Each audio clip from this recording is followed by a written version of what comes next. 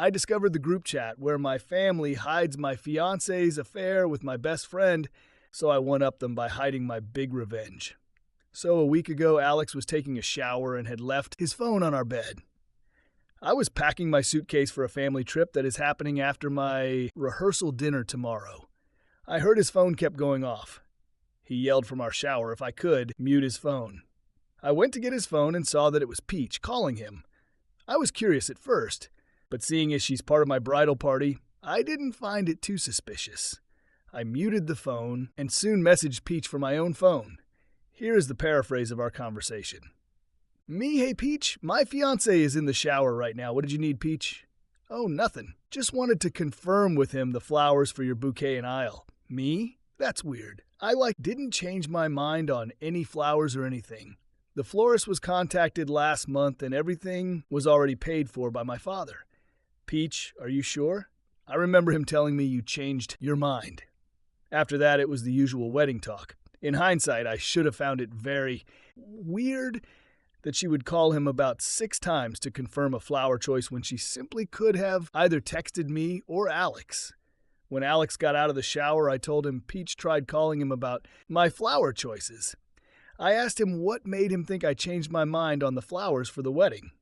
He paused for a bit. I now know he was basically stalling and doing the, "Oh, I'm thinking" face when I had asked. He then said that he thought I had mentioned it in passing during a dinner. I told him that I didn't recall that. He then just shrugged and grabbed his phone and went back to the bathroom. I hate to be one of those people, but for once, my gut actually sunk. I got this really paranoid feeling and I couldn't shake it. I tried to convince myself that it was just my old cheating trauma trying to creep back. Yet I just couldn't let this go. Me and Alex had dinner and I pushed through all the way until it was time to go to bed. I pretended to fall asleep first. Me and Alex usually cuddled to fall asleep. When I knew he was in a deep enough sleep, I went to check his phone again. I checked his Instagram, Snapchat, and messages, and I couldn't find anything. I then went to his Facebook Messenger. He has Messenger to communicate with his family overseas. I only saw his main family, and most of the messages were about getting plane tickets to come to the wedding. We were supposed to get married in December with a Winter Wonderland-themed wedding. However, with my previous relationships, I checked his archives on Messenger. That's when the horrific truth came to light. There was a group chat with Peach, Alex, Richard, my brother, Mom, and Maria, my sister. The group chat was established a year ago, where basically Alex and Peach confessed to having an affair to my family. My mom did shame them at first, yet she later asked Alex if he truly loved Peach. Because you can't help who you love, he said he was absolutely sure, and that he also loved me too. Then Maria and Richard offered that he, being Alex, bring up to me an open relationship. They both are in open relationships and married, and apparently it's working for them in whatever Layla land they live in. At this point, me and him were already engaged. Alex mentioned to them that it seemed too far deep to try to bring it up. My mom said that they would cover for Alex and Hal Peach until he felt strong enough to bring up an open relationship to me. As I was reading, all I could think was how, in the actual F, could my family betray me like that? I honestly wanted to vomit. However, I was just taking screenshot after screenshot. The more I read down, I found out that Peach took my spot on our previous family trip. I got a really bad stomach bug a while ago that caused me not to go.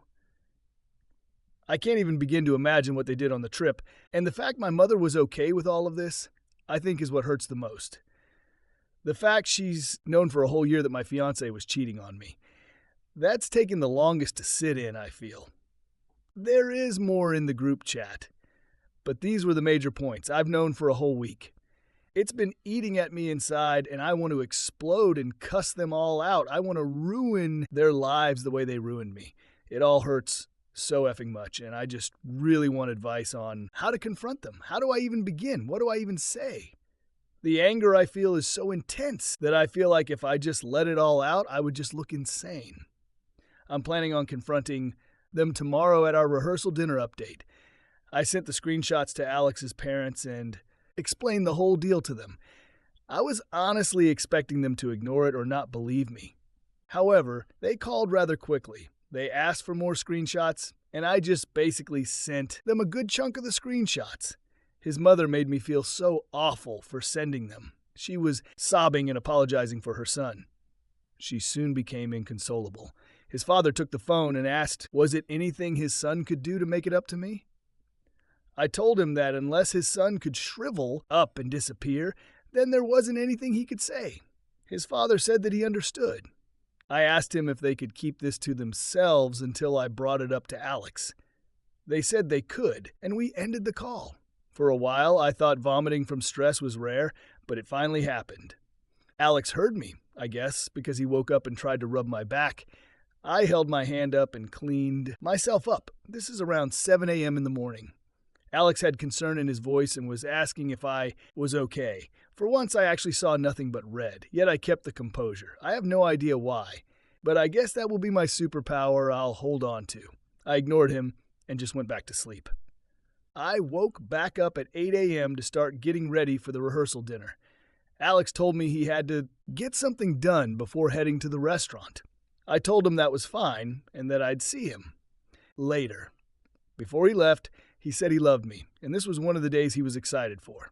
I said me too, trying not to have much rage behind it. Once he left, I gathered all the screenshots. For some people that don't know, you can schedule text messages to be sent out at a certain time. I decided to do this to send it to everyone. Peach's family are friend groups, his family as well as mine. I sent it to go out at 1:25 p.m. This would be the halfway point of the dinner, and people would be dropping off gifts early for us and etc. I gathered the black hole of stress forming in me and headed to the restaurant when it was time. My mother and her husband were already there. My mother hugged me, and all I could do was stand there. To feel her hands on me almost felt like she was personally violating my spirit. I did a quick tap hug so she wouldn't get suspicious, and we headed inside. Guests started flowing in, and everyone was surprisingly on time. Once everyone was gathered, Alex went on this whole spiel of how he was happy everyone could come, and that he was excited for his family for the next dinner. He mentioned how I was the love of his life and how he was so happy our families would mingle and we could be one. I wanted to ask him, how dare he say that crap, but nothing but fake smiles and nods from me. Peach was basically looking like a clueless dog and smiling right along and clapping for us. To see this happen in real life is truly mind-boggling. The lengths people will go to have their cake and eat it too. I could barely eat as the stress was getting to me so badly. At the time, I said, for the messages, people's phones started buzzing and Alex's and Peach's phone were blowing up. I would like to admit that for once, a genuine smile crept on my face. It was like watching an entire kingdom crumble and fall. The horrified faces of Peach and Alex when they looked at me was golden. It's the one highlight I will hold on to from this emotional day. My aunt went ballistic. She started calling my mom a cruel, heartless bitch over and over. My mother hurriedly checked her phone and saw I sent her the screenshot. She started screaming and becoming irate, saying I was really trying to ruin her life again. My grandparents' reaction hurt the most because they started screaming at my mother. My grandmother was trying with a few of our other guests to hold my aunt back as she started screaming every explicative she could. My grandfather was screaming at my mother that he didn't raise a hoe. At this point, everyone is screaming and crying hysterically. My other bridesmaids were cussing Peach out and calling her a hoe. I hate to admit it again. I took joy in that. My grandfather went on to scream at Alex with some things I can't say here because he was very explicit. I just started laughing and sobbing. I had so much emotions that I genuinely think my body didn't know what to do. So it did everything. The tears just kept coming. My cousin escorted me outside as fast as she could, with Alex chasing us down. He kept screaming my name and begging to talk. I ignored him, and my cousin was pushing him away from her car so she could get in and drive off. She took me to my aunt's house and told me to stay there and not answer the door for anyone. I kind of felt like a kid being left at home alone. I didn't, and just sat on the floor. That's when I just started bawling. All the emotions I've kept pent up for a whole week just finally came up. After about another hour, my aunt and cousin came back home. They hugged me for like a good 5 minutes. When we finally broke off, I noticed my aunt had a few scratches on her. I'm assuming they couldn't hold my aunt back for my mom for much longer. My aunt caught me up on everything. Apparently, after my cousin drove off with me, Alex came back in and started screaming at Peach for ruining everything. They got into a screaming match, and some of our friends were trying to split them apart. My grandparents, aunt, and Tony, my mom's husband, were drilling into my mother for answers. Tony was the most livid. Apparently, during the family trip I couldn't go to, my mom told Tony that I had offered my ticket to Peach so she could enjoy a nice break for herself. Tony at this point is screaming and reading some of her messages out loud. She was begging him to stop and that she could explain. My aunt started adding on that she better start explaining because all she sees is a worthless mother and vile person. Apparently this set my mother off, and she started screaming about how she hated me, about how I ruined her life and made it difficult, how she felt like she could never be happy because I was always a constant reminder of her biggest mistake ever, and she regretted not aborting me when she had the chance. That set my aunt off, and she basically pounced on her. Update: my aunt and cousin are at my place getting some of my things in my cat.